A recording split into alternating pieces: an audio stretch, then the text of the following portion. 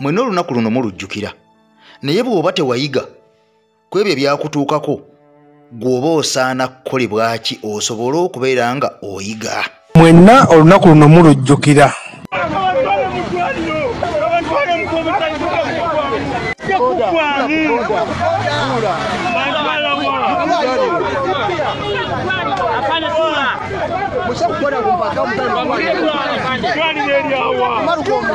Musajja wattu yabuuza n'abuuza muntu wala mu ddwaliro ki naye mwennyini ng'akimanyi waali tewaliwo ddwaliro kubanga munebe boy balwala bagenda Germany simanyi Kenya ne wasigadde. Yali message nene nnyo ku bantu nga bano.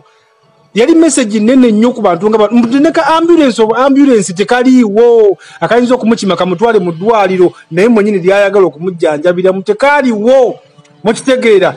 Era boda zebawalana okujja mu kibuga yamuyamba nemuvuga nemutwala nenga neka ambulance tekaliwo ne muntu mukulu full general force ta general muntu wamanyi mu ggwanga neka ambulance nekabula bamutwalira ku pichi. Nkulamusiza kwa mukwano gwange atambula n'omukutu gwa AKTV Media Uganda. Onaku olwalero tugenda kulabako ku kintu ekyenjawulo. Abaana bano boolaba babayita ba sisterhood chain. Tetuyinza kugaana kwogera ku baana bano bannankyukakyuka abaavuddewo ne bateekawo ekibuli ekyamaanyi ennyo wali wansi ku Sir Apollo Kaggwa. Ebigambo ogenda kubeera nga obiwulira ebyaviiddeko ne General Muhoozi ogamba nti akwatibwe onaggalirwe. Bino byonna nga bigenda mu maaso. Omuyimbi David Mugema eyafiiridde mu loogi eggulu ewa General Sale kati ebigambo byongedde okubeera nga biranda. Yanywedde kiki ekyamutusiza okubeera nga afa mu nfa bweti ate ngono yali avuddeyo n'akakasa ensi mbu baali bamuloga. Kati byonna ogenda biwulira olunaku lwaliro essaawa eno yennyini ebigambo bibeefulidde mukwano gwange ampuliriza. Kaakati ebigenda mu maaso Kyeyamaani Nyanzi birungi si birungi. Ono jjukira nti ye mukulu wa Mwami Kyagulanyi era nga yali akulira kunga mu ggwanga Uganda owa NUP. Kati embeera esajjuse ogenda kuwulira enkwe ampuliriza nga kumpi ne President Kyagulanyi kwagala muteeka ku ttaka bingi ogenda biwulira olunaku lwaliro. Kati nga ye omusajja amayiddwa nga Deputy Spokesperson owa National Unity Platform amayiddwa nga Waiso Mufumbiro mukwano gwange ampuliriza byonna ogenda bitegeera lwaleero. Ono yaliko ku BBS Telefina. Kaakati ebigambo ogenda kuwulira omusajja ono omusajja amanyiddwa nga Lwaboogo Odreke Lwaboogo. Naye ensimbi y'omuwoomusolo efudde ettogge nga ntungo eyiika. Ampuliriza nkusaba video soko gimpere ekigalo era mpya nja kusaba osoko subscribe ku mukutu gwaffe gwa AKTV Media kubanga mukutu gwa nkyukakyuka ate ng'ebigambo ogenda kubeera ng'obitegedde.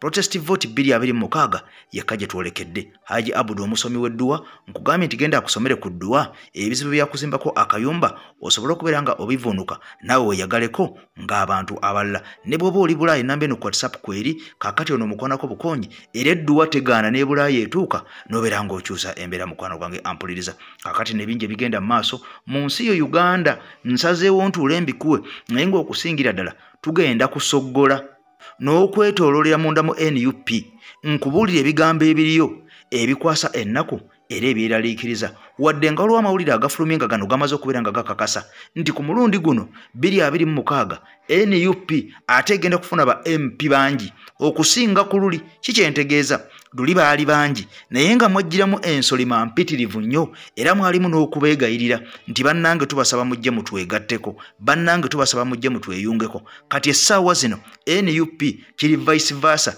tekyanoonya bantu bagyegattako okusinziira ku nkola yayo gyezzenga ekolamu.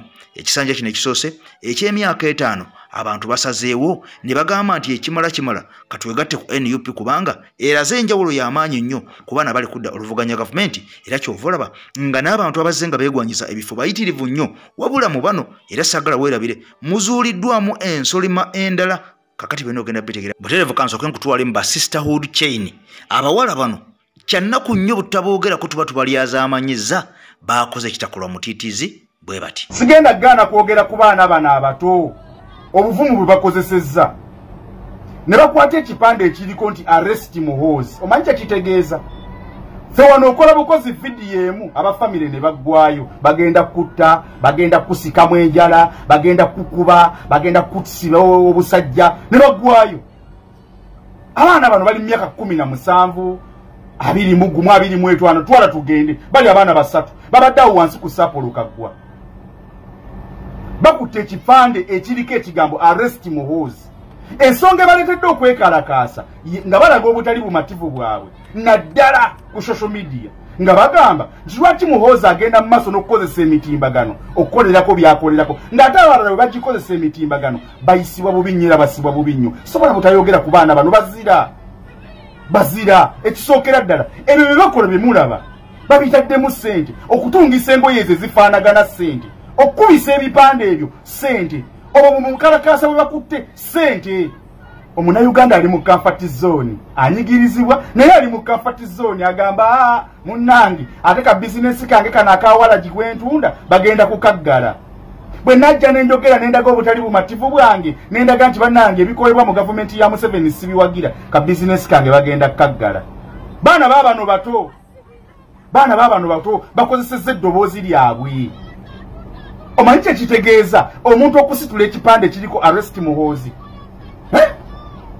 oyo omulaba Muhoozi buli muntu yenna kugamba nti bannange oyo tumutya Muhoozi tumutya omanyi kye kitegeeza omuwala ow'emyaka 17 nga tannazaala ku mwana omanyi kye kitegeeza omuwala ow'emyaka 17 abiri mu gumutwala tugende n'asitula ekipande ekiriko arrest Muhoozi omanyi kye kitegeeza omuwala ow'emyaka 17 okulaga obutali bumativu bwe mu ggwanga lya Uganda oba omanyi kye kitegeeza okwekalakasiza mu ggwanga lya Uganda okimanyi kye kitegeeza omanyi repercussion zaakyo omanyi by'oyitamu okwekalakasa mu ggwanga lya Uganda kale katukkirize waliwo okwekalakasa ne repercussion z'okwekalakasa olw'omusawo nti tafunye eddagala omanyi kye kitegeeza ne repercussion z'omusomesa okwekalakasa nga tafunye musaala gwe omanyi kye kitegeeza kakati kubamu akafaananyi ku muwala omuntu emyaka 17 myaka 20 tannazaala ku mwana ayina bakadde be n'okusoma asomye n'akwata ekipande ekiriko arrest Muhoozi naye ng'akikwatidde mu ggwanga lya Uganda nga takomye okwo ng'akutte ne ssente ze n'aziteekamu ne beorganizinga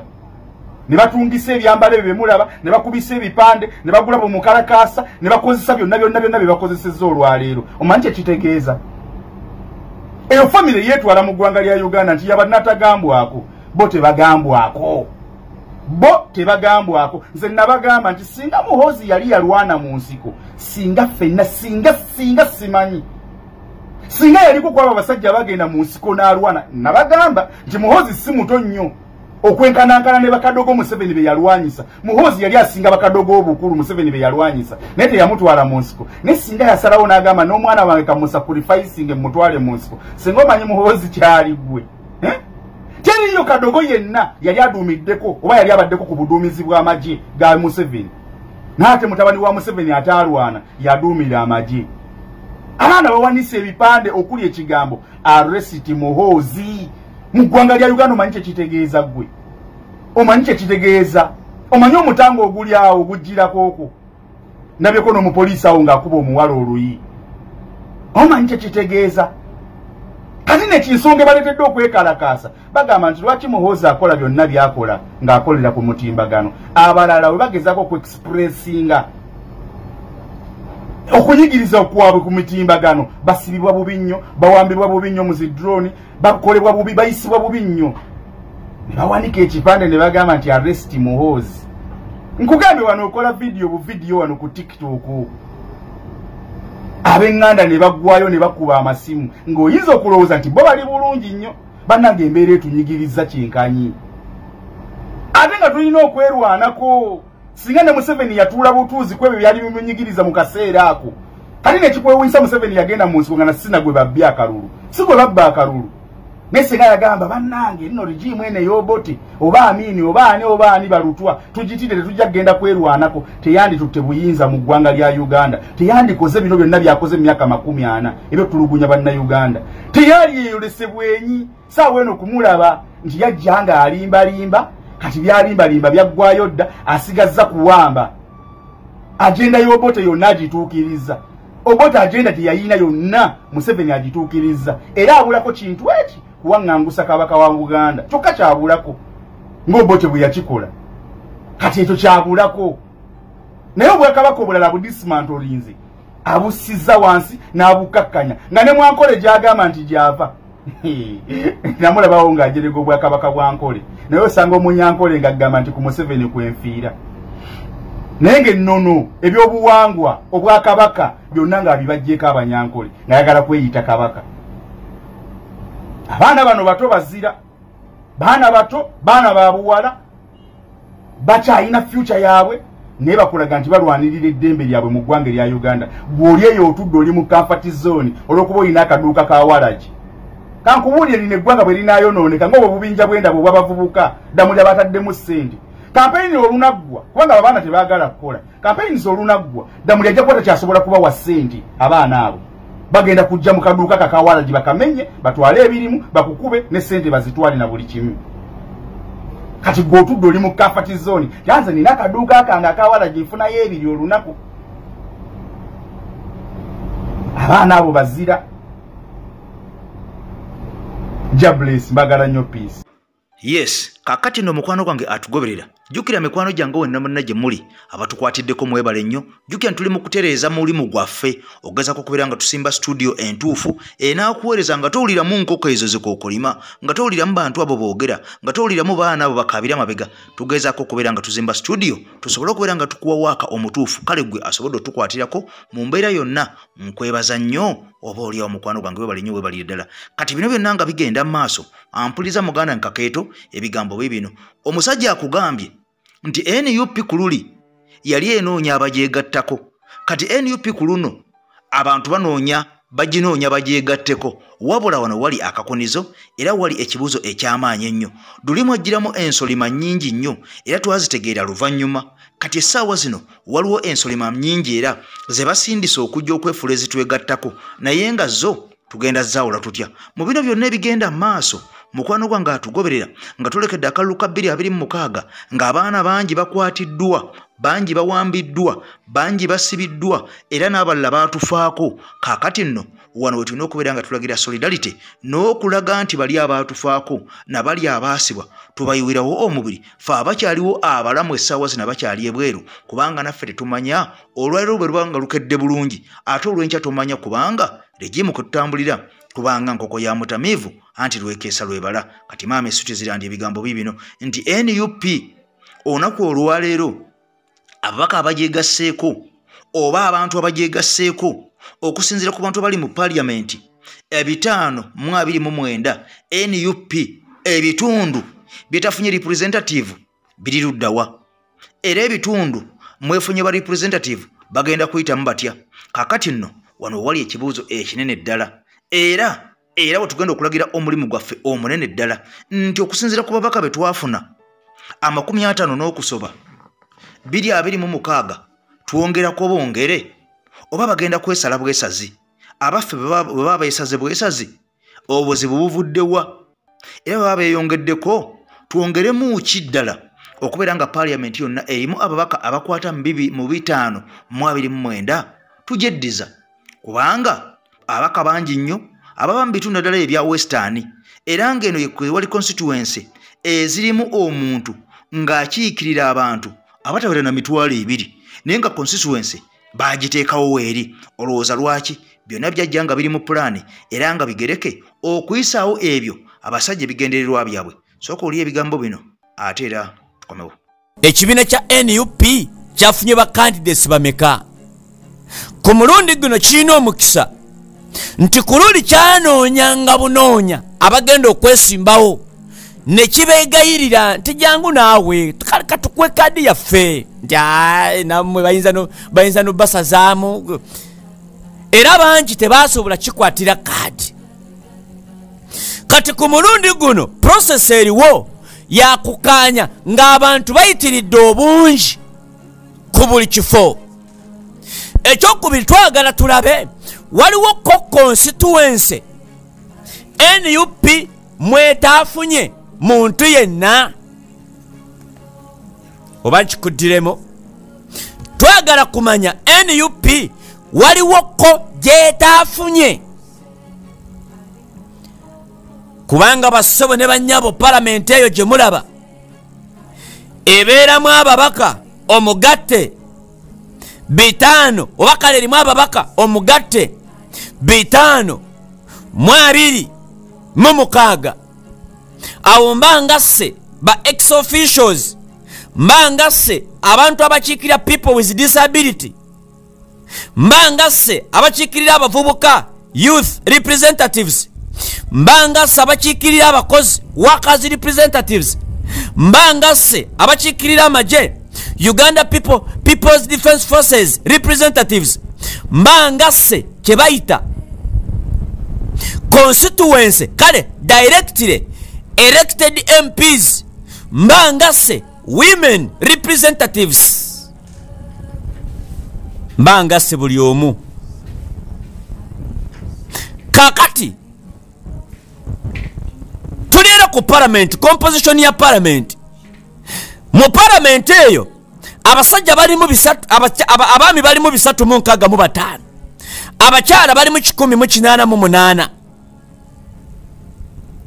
Era mu kibaita constituency directly representatives bali bisatu mu 5, then women representatives 186. Okukugatta bali abalala twagala tumanye kale ku babaka 529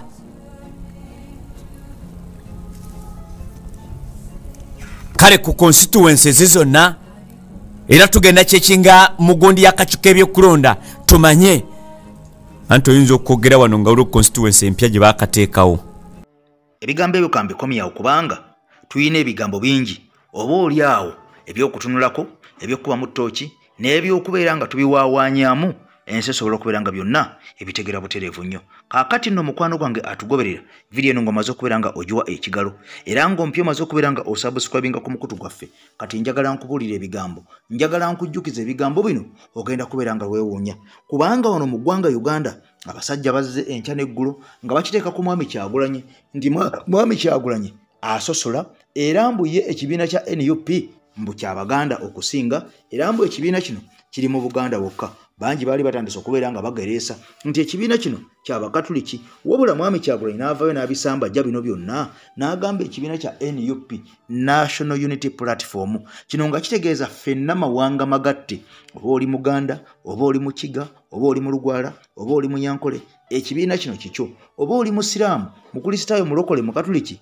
Omuadventi, ekibiina kino kikyo. Oba oli musajja, oba oli mukazi, ekibiina kino kikyo. Kaakati nno bano nga baddidde ekyokusiga obukyayi okulaga nti NUP erimu obusosoze bungi nnyo nti era basosola ne mu mawanga. Kaakati nno omusajja Waiso Mufumbiro ayongedde okubeera nga abikula ebyama era abuuzizza kajujujju w'ebibuuzo omusajja ono pulezenta n'ebigambo ne bimukalira ku matama. Anti ono agamba nti omusajja amanyiddwa nga Odrek Rwaboogo, jjukira nti ono ye muko embuga era ye bba w'omukyala amanyikiddwa nga mukwano gwange mpuliriza first daughter mwena gwe mumanyi wano mu ggwanga Uganda. Kaakati omwami ono ye bbaawe era ye mukoddomi wa Mwami Museveni era nga bangi bagamba mbu omusajja ono mbona yatunuuliddwa sometimes abamu bagamba mu State House mbono yandidde mu bigere bya Mwami Museveni, abalala nga bagamba mbu General Muhoozi yandizze mu wabula bino byonna bye nkugamba byawali mu State House beerumaluma nga bagamba nti abamu bawagire ono abalala bawagire ono nga beerabidde nti entebe Museveni gyalimu si ye nga ye ng'omuntu, entebe gyalimu y'Abannayuganda bonna era Bannayuganda bonna be balina okuvaayo ne beekolamu omulimu ne bagamba nti okusinziira ku bigenda mu maaso omuntu bw'ati ne bw'ati yasinga enkizo mu Bannayuganda bonna era ono yalina okubeera nga adda mu ntebe nga Museveni avuddemu. Wabula kyannaku nnyo nti mu State House bali mu kwekolamu obukundi, abamu bagamba Muhoozi, abalala bagamba nti Rwaboogo. Kaakati nga beerabidde nti naffe gye tuli omugaati gw'eggwanga tulina kubeera nga tugusharinga kyenkanye ffenna ng'abantu. Kaakati no wano omusajja deputy spokesperson amanyiddwa nga Waiso Mufumbiro we yaviriddeyo n'asomesa abantu bano kubanga ono ye mumumanyi buli lwatula ku TV oba ku radio talekanga kyekimu era kyova olaba nga TV nnyingi ne radio nnyingi baatowa dda order nti omusajja ono tebaddamu kubeera nga bamukyaza, tebaddamu kubeera nga bamusembeza nti kubanga omusajja ono aleka asize mbu obukyayo okusinziira ku bo kyokka nga gaabayogerako amazima gennyini ge mazima amatuufu agalaba n'omwana omuto ayonka. Kati mwenna mukimanyi nti Odrek Rwaboogo ono bwe baakwasa ddiiru ey'okugenda anoonye obutale oba okutundamu emmwanyi n'ebyobulimi ebya Uganda ebirala era yaweebwa biliyoni eziri mu 3 n'okuyigiza abantu okunywa kaawa biliyoni nga 5 byonna sooka obiwulire bw'oti ate mukwano gwange tudde. Mufumbiro omwogezi gw'ekibiina kya NUP gwennyini olunaku olwaleero abadde ayogera ku nsonga zibadde bajja boogerako nepotism n'ebirala. Omanyi nti Rwaboogo alinamu biliyoni 37 ezakawa zakola mirimu export promotion gwe basobola okuwa billion 3.7 ononya akatale nekakulema 37 billion nga mulimu ne billion 5 za kuyiga kunywa chai akabamuyiga gwe wamuyiga enywako naye lwaki era ono ye lwaba ogwo bawani mwana wa wakani manya wegali anti kyenkugambye abako abooluganda nepotism nga tuvuddeyo awo njaga tukomewo ku nsonga endala Salimu Sale yagagawaza muganda wani wa president Kajubiri, Dr. Kajubiri muganda wani ne balina obukugu bwasobose okukola ebintu ebyo kugambye nepotism kwe kulonda obukugu bwokakyogamba nti eyo famire yokka tugende ku bajenu naye namwe tugenda kunoonyeza tugende ku bajenu tugenda kunoonyeza ku NUP eyo maaso eyo president yani eyo tulabe president yani ati tujja genda ku president tujja kunoonyereza tumanye ati wa buuze ebirayi by'enjawulo tujje wano tugamba nti Alex ompulira bulungi nti namwe musosola kibuuze bagende maaso n'okubuuza ebibuuzo ebyenjawulo ani ali wano malabe binaabakalira ku mitima nga tuvudde awo njagala tukomewo ku nsonga y'emputtuze mugenda maaso n'okwolesa bulijjo omukulembeze wamu ategeeza eggwanga nti NUP etambulira ku mateeka NUP etambulira ku biragiro NUP egenda maaso n'okuwuliriza okuwabulwa okw'enjawulo omukulembeze agenda okugenda ebweru eggwanga yagenda ekiragiro kya poliisi kifulumye kyalimu mitendera ng'esatu waliwo ebyasooka okufuluma nga byogera ku warning gye bafunye nti mwandibanga mugenda kwolekera obuzibu naddala ku butujja obadde bugenda maaso mu ggwanga era ne embassies ez'enjawulo nazo zaabalabulako mwenga aba NUP poliisi neba advisinga nti bannange entambula ezo muzikomye kyokka mulangiridde mugamba wetwakoma wetuddamu musigamu kyagoberera mateeka bannayuganda gavumenti yavaayo nendaga nti tesobola kuuma mukulembeze wa NUP kati bannayuganda baagala mwekuumira balina mandeeti bo baagala abe nabo nga abalimu bajja kumukuuma nga bwe bamukuuma ezo wiiki ng'atambula nakati baagala mwekuumira bw'anaafuna obuzibu bo basobola okumukuuma bannayuganda bali wiringa okumukuuma ne gavumenti egamba nedda poliisi egamba ffe tulina edeclaring state of emergency ntesobola mukuuma edeclaring state of emergency ntesobola mukuuma eggwanga tumanye nti there is a state of emergency ku muntu gwe bayita Kyagulanyi Robert Sentamu omwagalwa w'abangi nti tebasobola mukuuma therefore ali isolated. Are you going to battle police? Let's go slow nga tetunagenda gwe twala ku batolinga reason zizaabwe gwe zebawa baleeta insecurity ya bomu zebeetegedde and this has been their characteristic from the okuva mu 1980 is to create and forsake fear in the populace. Tugende mpola eno bomu ya baluni yatulukira wano ewa Kayanja baluni yenyini n'abali mu kyaki ne mu ntegula yayo mu kwetegula yayo naye yagaana negamba nedda naffe kugundi kyaki ya Mukama tetujja kuzanyirawo firimu yatulikanga ka baluni akasibo akatono bwe kati naliko wano n'omukulu novaawo ebibadde byogerwa byonna nti waliwo obutali butebenkevu General Yoweri Kaguta Museveni yakasinkana public emirundi 8 nati sekyuti ya CM nzija naye omukulembeze tezenkana ebivulu ebigenda maaso biri mu kifo kimu wasobola okuba protected kubulira ate kyogamba abantu babavaawa si bantu bangi tebakola caravan nga gye mukolanga the challenge wano eriwo yenkola eyekiyekera fomenting fear mu bantu buli bwe tutuuka ku nsonga eziruma ne bannayuganda n'ensonga y'okugusa ebyokumamulako gavumenti eno eyewagamiza oluvannyuma lw'akalulu ka 2021 because the people had their mandate ne muvayo ne mugamba ate Kyagulanyi najja n'abagamba president omwagala w'abantu nti ensonga nzitute mu kooti y'abantu gwe wano wennyini ng'ombuuza nti kati kooti y'abantu egenda kola etya kati ogiraba bwekola nga tutaba kutuuka ku leve eyo ya kooti y'abantu njagala kusooka kudda kutonyo emabega omukulembeze wo bwe yali eruweero yannyonnyola. Assalamu alaikum warahmatullahi wabarakatu. Amanya n'eddoboozi Haji Abudu omusomi w'edduwa. Nkola ku nsonga ez'enjawulo, emirimu nga gikutataganyeko, ebyenfuna byo nga bidobonkanye, ne oba oli bweru wa ggwanga emirimu gyakucankalanako. Jangu kusomere ku dduwa. Okuva edda nedda edduwa zaabaawo, edduwa zisomibwa, omuntu n'oterezebwa mu mbeera yonna ebadde ekusibyeko akanyaaga. Nina ekyoto kye nsobola okukumira wadde oli bweru wa ggwanga nga toli kumpi wano n'ofuna omukisa ogwo nawe n'osomerwako ku dduwa nga nkuteddeko n'akabaani. Allah ajja kukusaasira, ajja kukwanukula. Kuba ku nnamba yange y'essimu 0752 44 71 56 ne ku WhatsApp kwendi mpereza obubaka sobole okuyamba. Assalamu alaikum warahmatullahi wabarakatuh.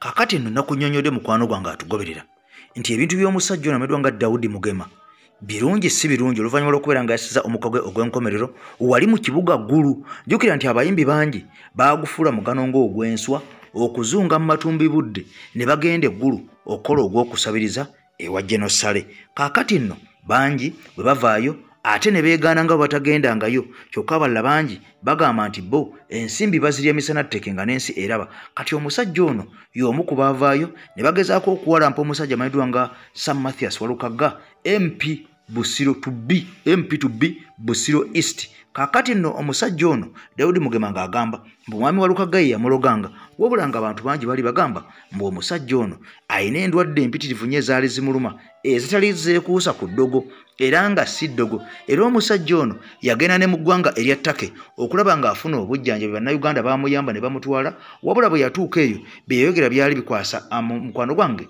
nga biyinza okukwasa ku ttama. Mufe kyamutwala yakivaako n'adda mu kulumbagana lumbuye, mbu yamulaba nga simanyi ng'asulawa, simanyi ng'abeerawa. Kwegamba nayogera ebintu bingi nnyo oba oli awo ebimu ebyalaga nti omusajja ono asabiriza ssente eggulu. Kati ebyenfa ye byewuunyisa, mbu alina bye yalidde, simanyi alina bye yanywedde. Njagala osooka obiwulire ate nkutwale butereevu nnyo mu katambi ogenda kawulira akalala k'omusajja ono. Yabadde asuubira omuzuukusa nti bamukonkone nti omukulembeze nti omwami akuyita, generaali akuyita ku miitingi. N'ebiveera badde babitegese dda, ebiveera badde babitegese dda. Bassebo ne bannyabo ebintu ebimu bijja tuyige. Mubadde mugufudde mugana okulyasereza omi w'omusolo. Bw'oba wakuba hiiti kamenya mawanga Katonda wabona kuteebaka Daudi Mugema hiiti wagifunamu ki, wagikolamu ki? Wano nno musoomoozebwa, tubanjagala mufe mubeere ng'obuwuka. Musoomoozebwa hiiti wagikolamu ki? Kino nno era kya nnaku nnyo nti buli muyimbi abadde agenda osabiriza ewa Ssale yali akubye ku hiiti esobola omuyimirizaawo n'ateteekanyiza ku hiiti eyo n'abeera ng'asobola okwebeezaawo n'abantu asabirizza. Omugenzi ki ekyamusse? Omugenzi mbu ki ekyamusse ku ntaana yabadde agenze kusabiriza? Ekyamusse yabadde agala byandola, abadde kyakulabirako. Omugezi ayige, omusiru sigalirayo. Ffe tuliwo okwogera amata amashankiki ag'olububi, nsigadde Lusifa akuuma atakuumira mpeera. Omusajja ono ye musajja abadde omuyimbi era nga tayimbangako luyimba lukwata ku binyigiriza bannansi yadde n'akamu n'akatono. Omusajja abadde agenda eggulu mu woteeri ne basula eyo ne balya ensimbi nga bazijja wa Genosale, wabula nga zino nsimbi za muwa omusolo naye nga tebazikoleredde. Era n'okufa kwe yafiiridde eggulu mu woteeri ewa Genosale ng'agenza okukimayo ensimbi ey'omuwa omusolo. Kyannaku nnyo abantu nga bano beera n'amaloboozi naye tebagakozesa kuyamba bannansi naddala abo abanyigirizibwa. Era nze mbagamba wano kuba manyi ngenda kufa naye bwe mba nga nfudde baba tebagenda kujja kunnyimbira tebandeetanga wano. Baba tebagenda kujja kunnyimbira tebandeetanga wano, bantwalanga mu kyalo ewaffe ne bateekako ennyimba za gospel ez'abayimbi abalala n'ennyimba zange ze mbadde nnyimba banne baziwulira ekiro kino ne kiggwa ne banziika. Ogende ku lumbeero nga bakuleese wano biki by'otayagala? Ku lumbeero wange nga bandeese wano kisookera ddala njala bateekawo live band, abayimbi bonna mikwano gyange bonna bajje bansiibule nga bayimba. Saagala kukaaba, nze ku lumbeero wange saagala kukaaba.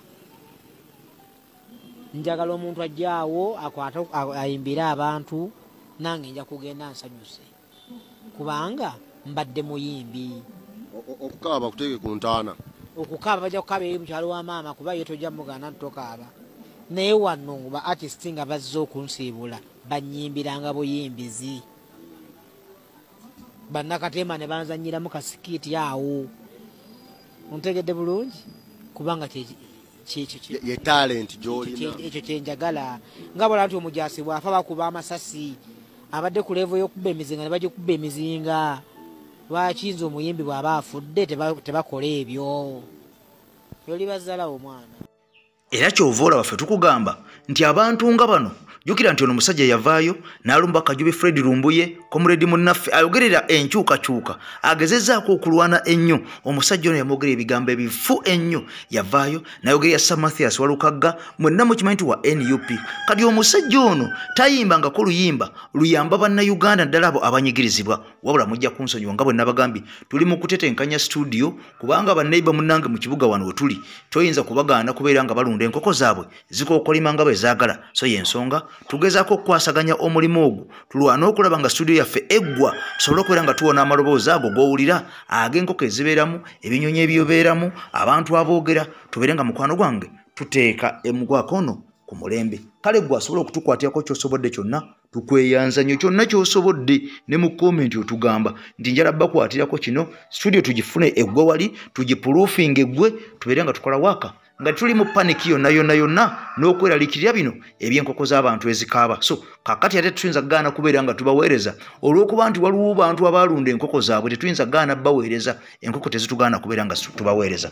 Kati mukwano gwange ampuliriza ebigambo bino byonna nga bigenda maaso ebyabayimbi nga bano basobole okubeera nga bakirabirako nti ono yabadde agenze kujjayo ensimbi ya muwoomusolo naye okumanya Katonda teyeebaka era nga bwe yayimba ndi Katonda w'abaana kuteyeebaka omusajja ono yafiiriddeeyo nga n'ensimbi tasobodde kubeera nga azirya. Kati bino byonna nga bigenda mu maaso nakugambye nti waliwo okusika omuguwa n'okulwanyisa mwami Kyagulanyi ng'ate abantu abamulwanyisa be baffe bennyini be twandirowooza nti bandibadde emabega we mu mugongo gwe okubeera ng'oba oliawo bongera okumusapootinga n'okumusekendinga kubigenda mu maaso obaoliawo mu ggwanga Uganda kubanga byayisemu bingi nnyo naddala gwe munnansi tewali kyotamanyi musajja Kyagulanyi kyayiseemu nga tekiyamba munnansi naye kyannaku nnyo okubeera ng'abamu ku bantu abamuli ku lusegere naddala abo baganda be era yatugamba temwewuunyanga nti omu ku baganda bange avuddeyo n'akola ekintu kyonna abeere ng'akitusibako.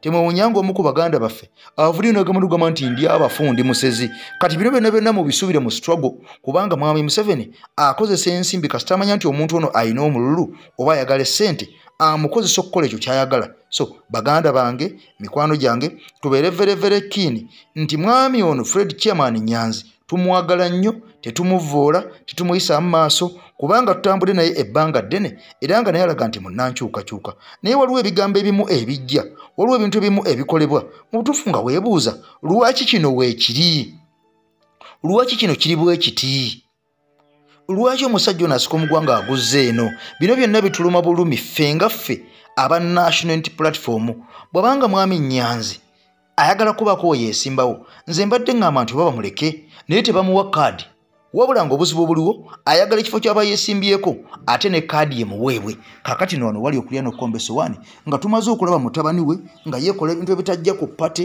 bwadde eno bwadde eri era kati mwawulidde ebigambo ebitali bitongole nga baga nti mwami mutaano wa Nyanzi amanyiddwa nga erinnya linvudde mu mutwe naye mumutegedde guild president w'e Makerere ng'agenda kukola ekibiina ekikye. Kaakati nno bino bye biki? Omanyi ekyagobya Tamale mirundi mu State House n'oluvannyuma ne kimuttisa. Tongwa yeekolera gegange musiibye mutwe bamusuze mutwe okusinziira ku budde n'ensi mwe muli mu kulabira akatambi kana alhamdulillah. Naffe gye tuli Omukama Katonda abadde akyatukumye mu ngeri ey'enjawulo nnyongera okubajjukiza. Togwamwe gwakunnyambako okuntambulizaako obubaka butuuke ku buli munnayuganda nze ogwange. Wakunamya omumpembe Yoweri Kaguta Museveni n'abo abamutembeeta leero tugenda kukubaganya ebirowoozo ku bintu bibiri. Ekisooka kye kya polling polls ezaakoleddwa mu lupapula lw'amawulire olwa New Vision n'ekya Chairman Nyanzi kwe tugenda ndowooza okutandikira. Mirundi mingi Museveni ono agezaako okutusuubuza olutalo munda mu famire ya mwami Kyagulanyi.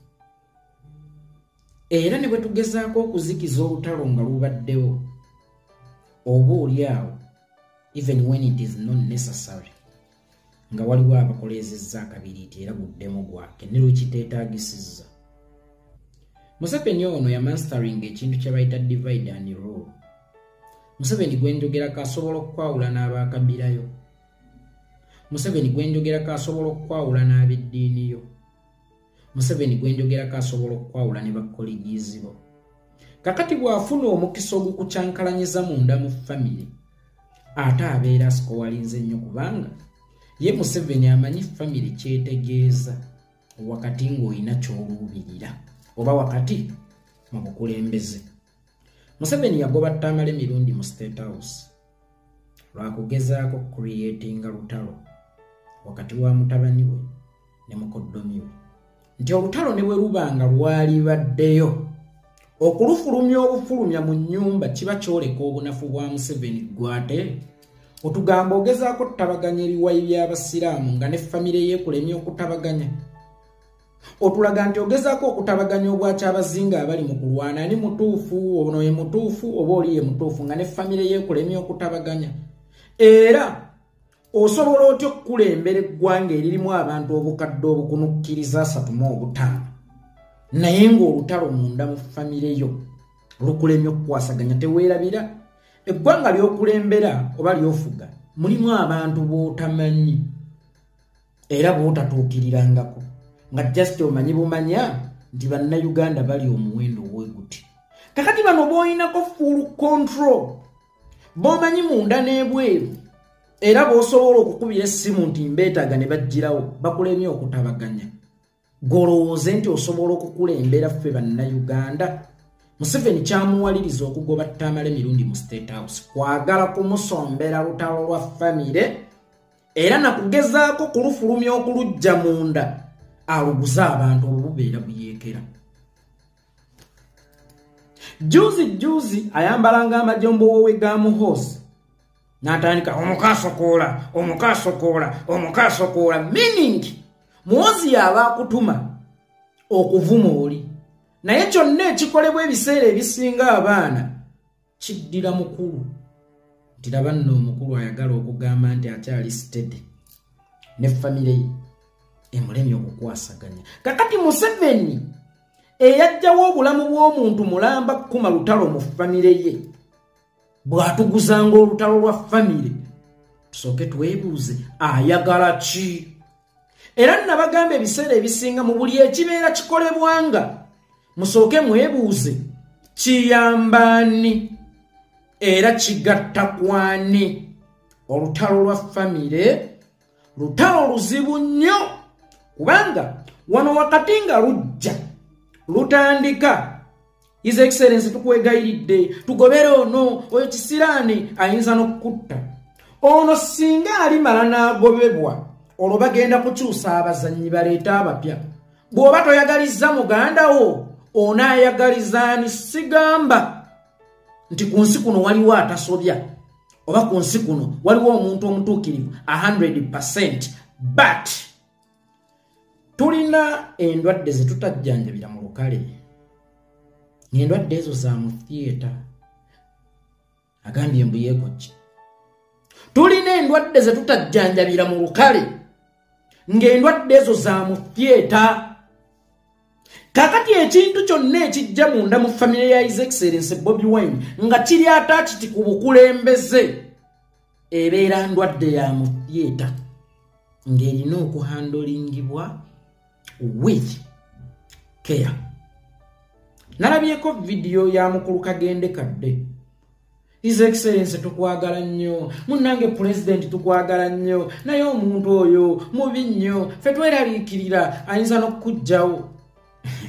Oba osanga ebigambo ebyo byali badde bya muzinzi nga tebaabitisse ggwe kubanga toli reliable. Twongera okwebaza mmwe abatambudde naffe ku mukutu gwa EKTV Media Uganda. Mpuliriza naku zino tukola waaka nga tulinga abapanikinga turashinga tetukonsatratinga bulungi kubanga waliwo abasajja abalunda enkoko ate nga munnange tuyinza kubagaana amaloboozi gayitamu kale kwegamba ne tukola emirimu gino nga tugikolera eggwanga naye nga tuli ku bwerende kuli ku tebuuke ekyokola kitulina so tubasaba wenna gy'oli ng'olina obusobozi bwonna n'abatukwatiddeko mwebale nnyo tujja kubamenya amanya bwe munaatukkiriza ku studio